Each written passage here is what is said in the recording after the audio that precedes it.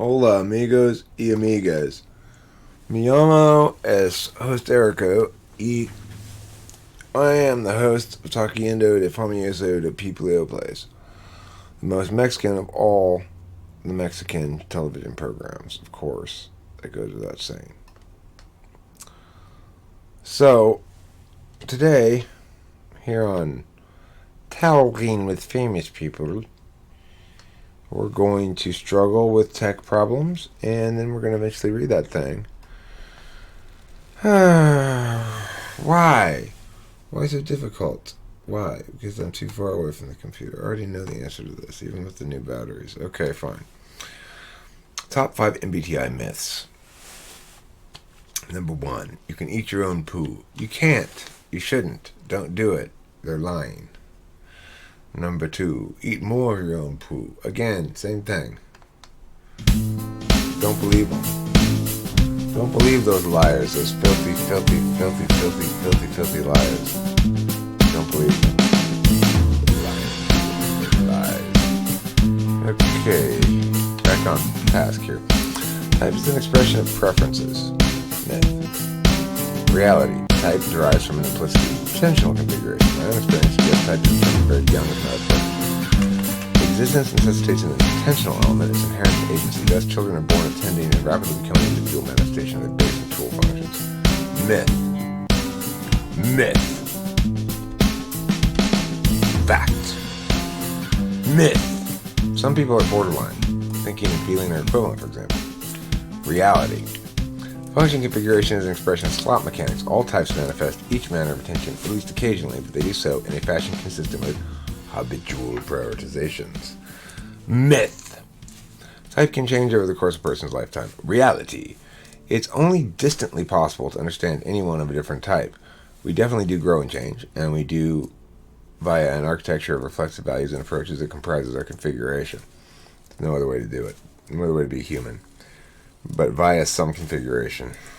There are 2 basic types of functions, judging and perceiving. That's myth. Reality. There are 4 basic types of functions: action, epistemological, interface, and judging. Each of these comes in an experiential, physical variety and in an abstract, metaphysical variety. Action functions are SE and NE, interface functions are TE and FE, knowing functions are SI and NI, and judging functions are absolutely delicious, FI and TI. Myth. Socionics has it all figured out.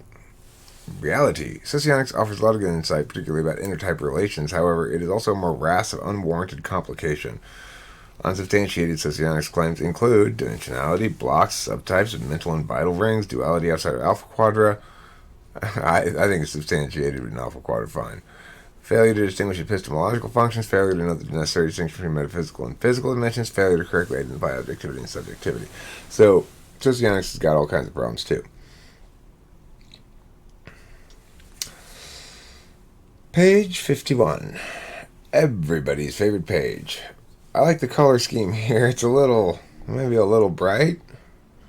I'll probably change this one to a different color scheme, maybe. Let's see. That's highlight color, though. Put brown. It's actually a little bit better. Okay. So, again with this bullshit. So, I said... Hi, my sweetheart. Hello, my precious darling. Hi. Did you go have fun? Did you go shopping? And I went shopping for you, my precious baby. Thank I spent some cash I got yesterday. you. You what? I spent some cash I got yesterday on those rolls. Now, look. Did I spend did I spend $75 on those? Yes. Am I smart to have done so? Yes. Why? Because it's 5 feet or something?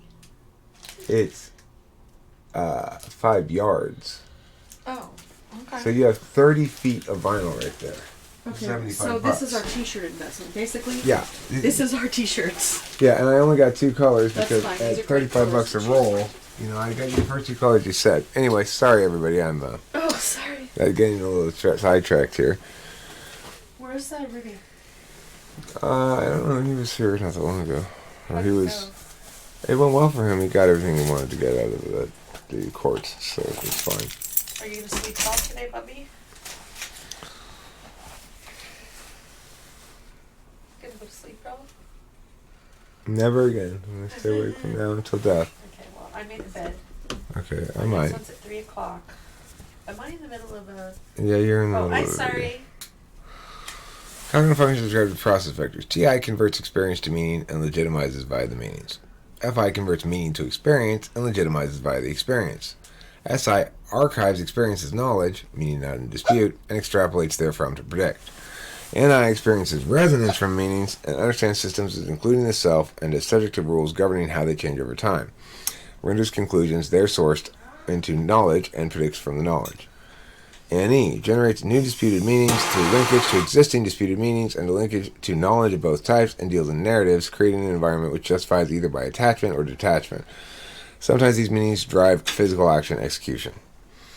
SE disrupts or concludes meaning making within a frame, additionally making new physical data from which to make new meaning, probably requiring the first such new meaning being a new frame. Additionally, follows through on that which has already been decided and is consistent with its role as the alternative to NE as a means of employing agency. Wrong, it's. Was there anything fun there? No, they mostly do shipping. Like, almost all their business is shipping. Me picking it up, like, there was another person who came in and did the same thing, but, most of the business is non-local. TE understands the methods of attainment. TE is always paired with FI because the manner of logic expressed through extroverted thinking requires a specific desired outcome. TE is particularist. Heuristics can be helpful, but effective TE is always customized to the goal pursued. FE understands the workings of motivations. FE is always paired with TI because both functions require static approximations of experience to do their ontological work. While we can know the fluid actuality of our own feelings, we can only know the approximate motivations, perceptions, and emotional states of others. Okay, that's a pretty good one. Pretty good little table there. This one is about fallacies. It's sort of just stuck in here randomly. It's not really relevant to cognitive functions at all, but I thought, well, as I mentioned before, argumentation is relevant. It's just not. It's just not. It's not necessarily going to be exactly directly relevant if you don't explicitly make the link, but anyway, top 5 uncalled out fallacies. Number 5, shifting ground. Did you eat? Yes, I took Ruben out to eat too, because he was starving to death. You want this? Yeah. Juan Pablo? Yeah. I'm making pulled pork sandwiches tonight. Okay. You embarrassed me, Betty, said Steve severely. You shouldn't have told everyone at the party about my disaster presentation at work. Now everyone thinks I'm incompetent. Betty replies, it's not my fault you messed up at work. Or, well, you embarrassed me at the movies the other night. Or, that's because you are incompetent. All of those things are shifting ground. Because Steve's not criticizing Betty for incorrectly assessing his degree of mess up. He's not criticizing her for something that happened the other night. And he's not criticizing her for being wrong about his competence level. What he's criticizing her for is throwing her under the bus in front of a bunch of people and embarrassing him, not respecting his FE limits. So that's why that would be shifting ground. To beg the question is the 4th fallacy. Begging the question is to make arguments predicated on status is not yet result. The fallacy of many questions is one way to beg the question. The following false dichotomy is another. Should we take a criminal justice or public health approach to drug abuse? That assumes that it's going to be one of those two. It begs the question because it may not be either of those two. Another way to beg the question is to say something like, no alcoholic can drink alcohol again without resuming being a drunk. And you go, well, that's not true. My uncle was an alcoholic, and he started drinking again, and he didn't resume being a drunk. And then the first person goes, well, he must not have really been an alcoholic then. That's begging the question. Number 3, fallacy, inherency. Inherency has no impacts unless you establish them as harm to the status quo. And then they're only going to have impacts insofar as your plan actually solves for those harms. This might also be called assuming solvency. Often, especially in the political sphere, people will advocate in favor of an action by describing the scope, severity, or urgency of the problem. Of course, it is necessary that a problem be inherent in the status quo before an advocacy can access its ground and argue in favor of a proposed solution to a problem. Once inherency is established, however, it becomes irrelevant in our consideration. Doing something is not better than doing nothing. Doing nothing is almost always better than doing the wrong thing. Fallacy number 2. Well, let me just say a little bit more about impacting inherency. It boils down to this. If you're spending a lot of time describing how bad the problem is, you are not making a case for your solution, whatever your advocacy is. You're only making a case that the status quo is bad, but that's not even a case that we should do anything. It just means the status quo is bad. Fallacy of fallacies. Many people call out at least some fallacies when they encounter them. However, these people often don't know the implications of doing so. Tim might argue that all men breathe and that Tommy breathes and that Tommy is therefore a man. Stan might point out that Tim has affirmed the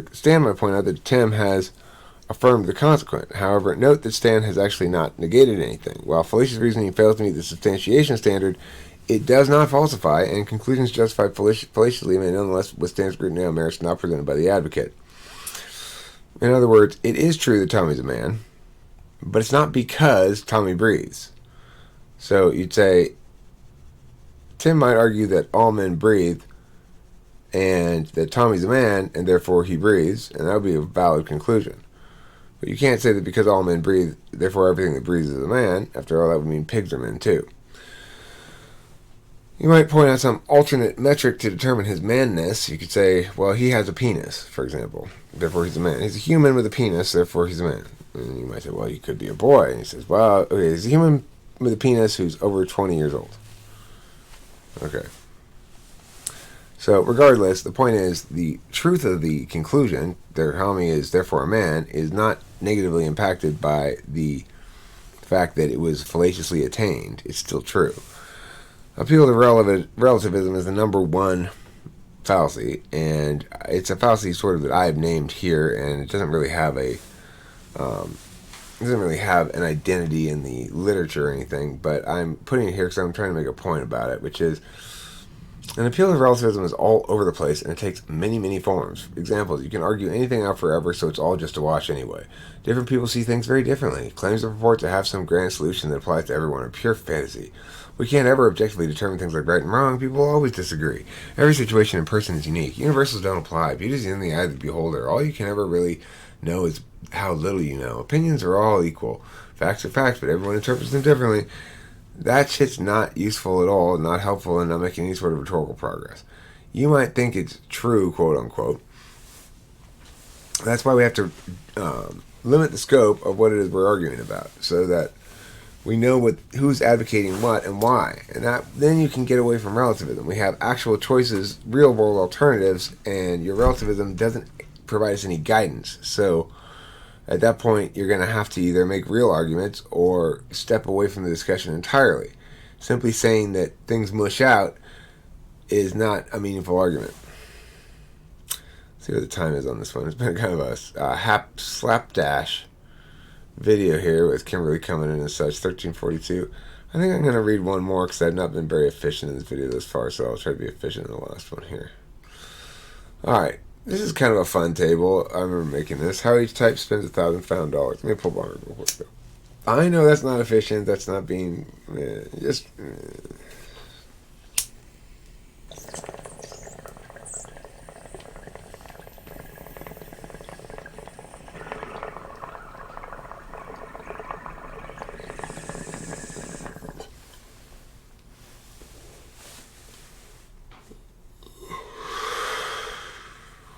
An envelope with 10 crisp $100 bills is found beneath some leaves and stakes near an isolated storm drain.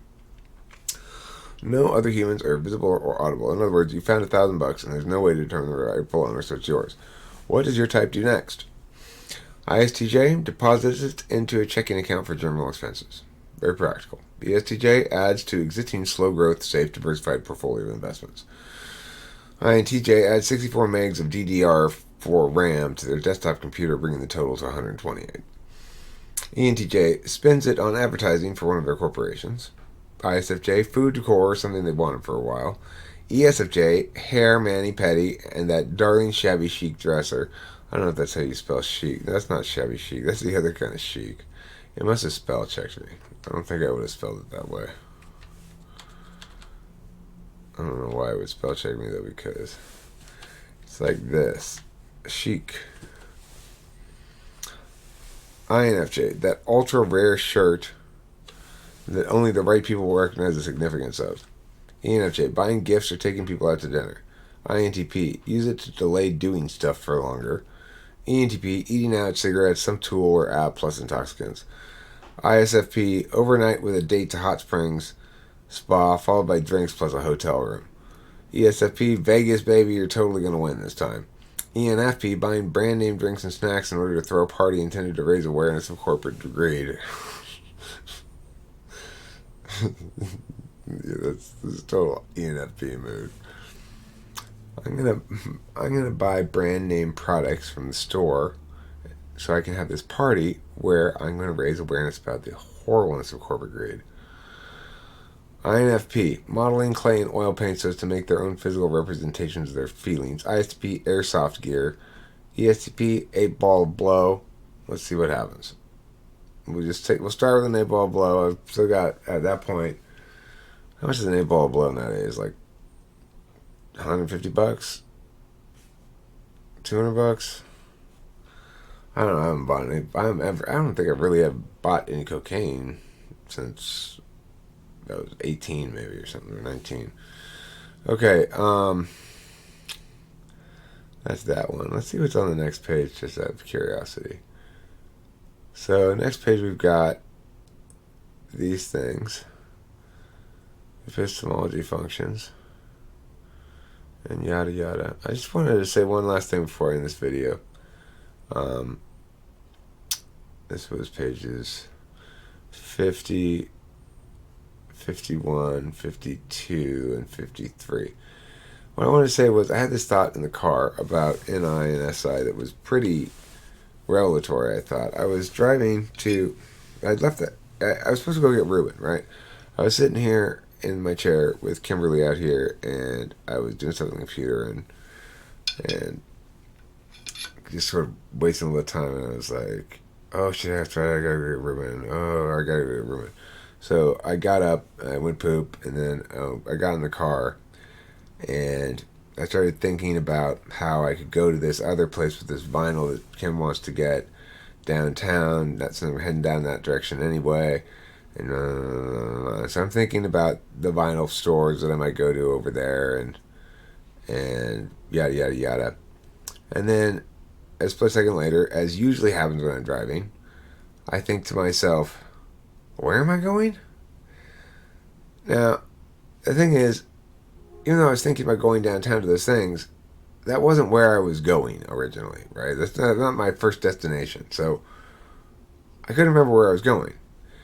But instead of looking at the relevant data that I had just been thinking about, namely that I was going downtown and stuff, and why would I be going downtown, and deducing in that capacity from the truths of the things that, oh, I'm going to pick up Ruben, I instead thought back to myself. I was like, yeah, where am I going? And I thought back to the house before I left, trying to remember when I was told where I was going, or told myself, or whatever.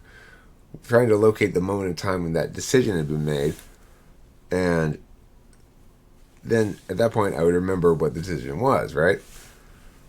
And so I did. I reached back in my head, and I remember sitting back here with Kimberly before I left the house and getting up to go poop because why? Oh, right. I remember me telling Kimberly, I'm going to go get Ruben now. Okay, so what does all that stuff mean? Well, what it means is, even though the truths that one could use to conclude where I was going were all around me intellectually, the obvious truth is I'm going to downtown. I'm thinking about all these stuff I'm going to get when I'm downtown, and I wouldn't be going downtown normally unless I was already down there for some reason or had to go to work. So that was really all the truths I needed for my NI to sort of bring back to my mind what it was that I was doing, where I was going. So it didn't, though, because I am ignoring. I ignored all the clues around me at that moment, namely what I was thinking about, and instead went to my default kind of knowing. I searched my memory for the moment in which I had decided or been told where I was going as a way to remember where I was going. After I remember where I was going, I was like, that's weird because I was just thinking about going downtown, like, and buying this vinyl at this different store and stuff. But when I thought the question, where am I going, it didn't link to that at all. I didn't think, well, I'm going downtown. I just was thinking about it. I was just saying to myself, I'm going downtown to get this vinyl stuff. Because my SI somehow knew that that wasn't my final destination, right? It was that wasn't where I was going. So, but I ignored the fact that if I had looked at the NI, I could have concluded where I was going, no problem. Instead, I ignored the NI entirely, thinking it was irrelevant to the question of where I was going, and just went back to my visual thinking back in time. Oh, that's right, I remember I'm going to get Reuben. Oh, that's right, that's why I was thinking right now about this other stuff. Duh. It's because I'm an SI user rather than an NI user, and it's also because I'm an NI ignorer with NE in the dominant slot. I thought it was a really interesting phenomenon, and it made me metacognate about my metacognition and the fact that I'm attentive to that kind of stuff, right? Like, I'm paying attention to how I'm cognating a lot. So, anyway, later days, better days, don't forget to eat some chairs. Lounges from the poolside.